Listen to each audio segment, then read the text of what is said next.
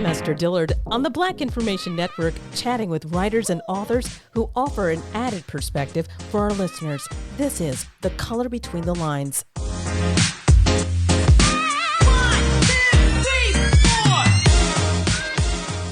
On this edition of The Color Between the Lines, we have a special guest, royalty in the building. Yes, media royalty. We're speaking with award-winning ABC journalist, Deborah Roberts.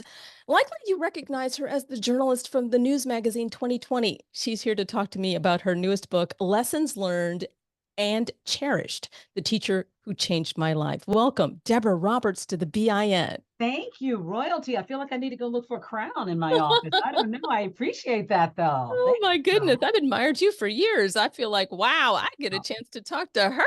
This is awesome. Well, I'm looking forward to it. I love this book. Honestly, a lot of great gems inside. I'm so glad you do. I see by all the interviews that the pandemic was really one of the kind of parts of the reasons why you pushed to write this book. But I want you to explain to the listeners what inspired you, because it wasn't just this one teacher, but a lot of other people, correct? Well, yeah, I started thinking about Mrs. Dorothy Hardy, and I start off the book talking about her because I've talked about her a lot over the years when I've given talks about, women and empowerment or journalists and careers or, any subject that I might be speaking on. I often will reflect on my childhood and my growth in small town Perry, Georgia. And Mrs. Dorothy Hardy was, just a teacher who had such an impact on me because of the fact that she demanded excellence. And I decided I wanted to rise to the occasion, and she raised the bar, and I wanted to be a part of it. And so when I think about Mrs. Hardy and how, and I say in the book, and I've said it when I've talked to people in that Southern accent, and she said to me, she thought I was a smart girl. I just thought, wow, Mrs. Hardy sees something in me. And that was the one thing that I noticed with so many people when I talked to them about their teachers. It was always this story about somebody who saw something in them that they may not have seen, or they may not have had the courage to really acknowledge, or, just, at a moment when they needed it. And that's what good teachers do. And those who change lives really do spark dreams and excitement because they saw something. I mean, don't we all want somebody to see something in us that's special? Yes, I really got that. Yeah, I felt that all the way through the book, is that being seen was so important. Oprah Winfrey said that in one of her pieces. In fact, I love the fact that you had so many big names. You had Oprah, you have Spike Lee, you have Misty Copeland, Gayle King, Rosie Perez, just Robin Roberts.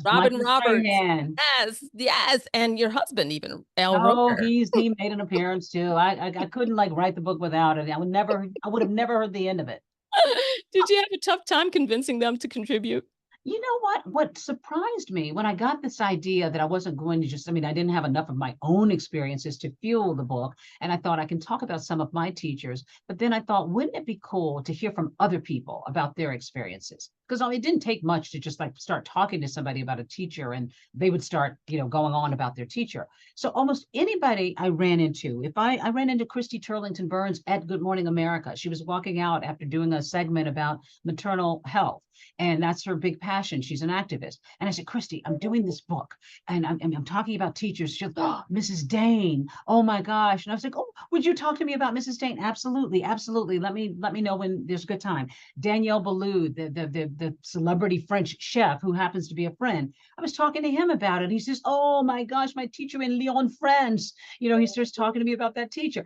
Everybody got so enthused to remember. And I think people got a kick out of stepping back and remembering that moment or those moments when things changed for them. So I had no trouble whatsoever. And if anything, at a certain point, I had to say, okay, I've got to cut myself off. I've got to gather the stories I've gathered and turn it into a book, because I can keep talking and asking all day. Viola Davis had said yes, but we couldn't quite find the time because she was traveling. But, Octavia Spencer said yes, and we found the time. And so everybody just said, yes, yes, yes, I would love to do this. And it was a matter of just finding the time. And every time I just would sit there, just basking in the glow of these stories. I love the fact that many of the folks who contributed said that they really felt that teachers are undervalued these days. And based on your conversations and, with others, what do you think that they think that can change that?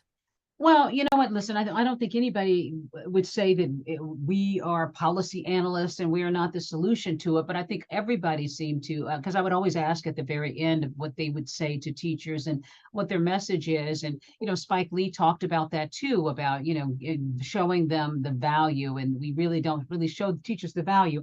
I think that more than anything else, we've got to try to use our voices to highlight this crisis that we're in right now in education. Teachers are feeling undervalued. They're leaving the profession at record rates. They've got a 50-year kind of low in terms of job satisfaction that they report. 60,000 teachers left their jobs here in the U.S. last year alone. Yeah. Who knows what that number is going to be like this year? There was an article in Time magazine just recently, earlier, that said it's even bleaker for teachers than you thought.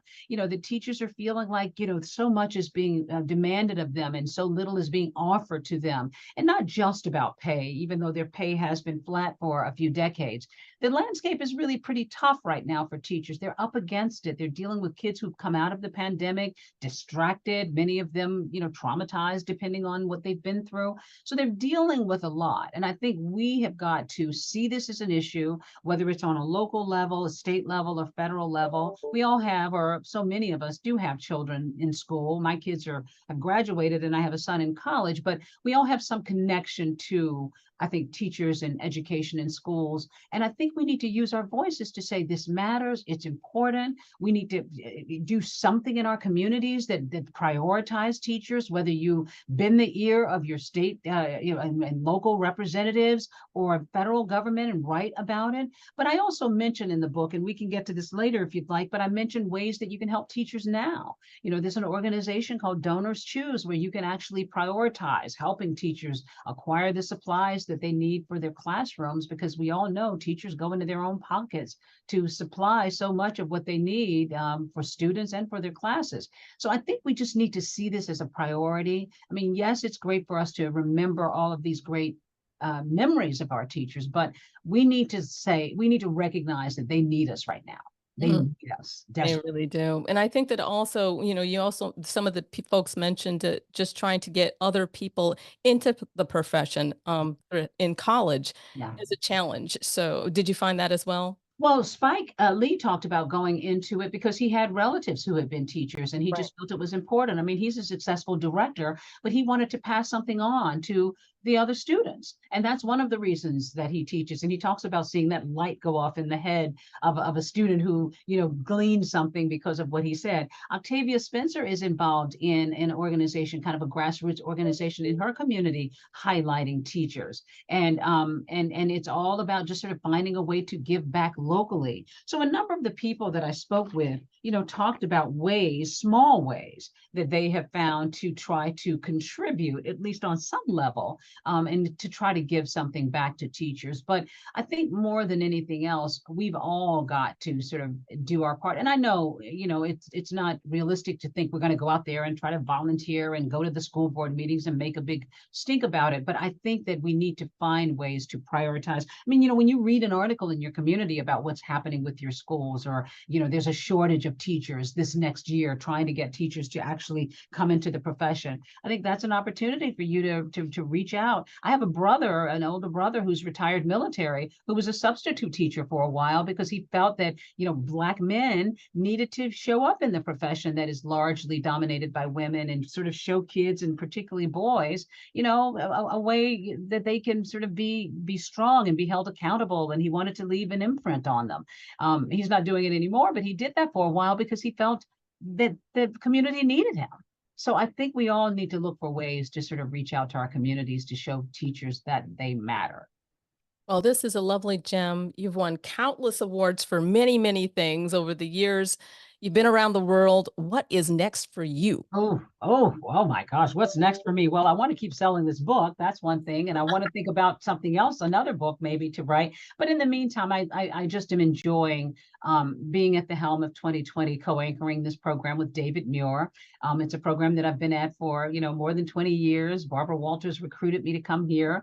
And to be able to now be in this position with David to co-host the show has been great.